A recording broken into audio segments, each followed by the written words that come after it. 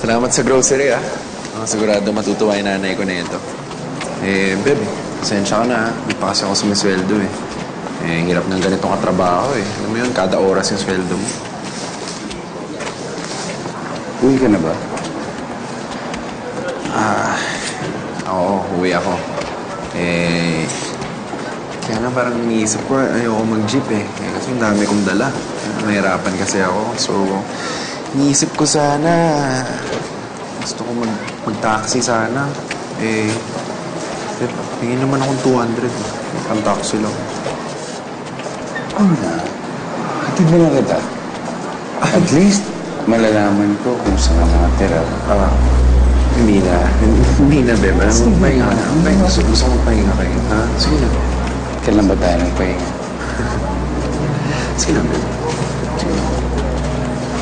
Sige. Okay.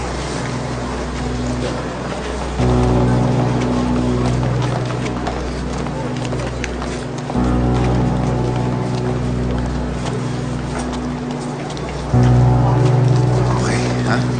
Muna na ako, ha? Love you.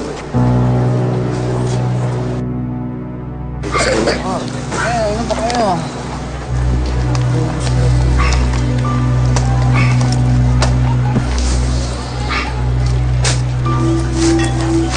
Hoy, ano na yan? Saan mo na ako dyan? Sabay ka muna, tol. Sala ako, ha? Sige.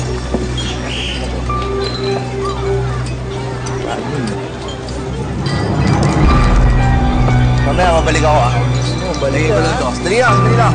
Dali lang.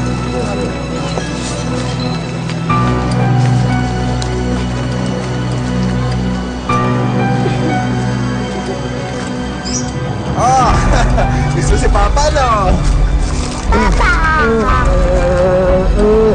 Ay, ito.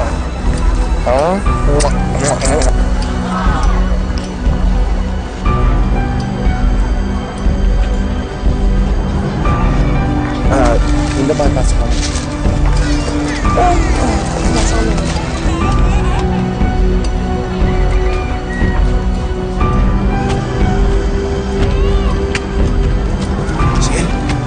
Ciel!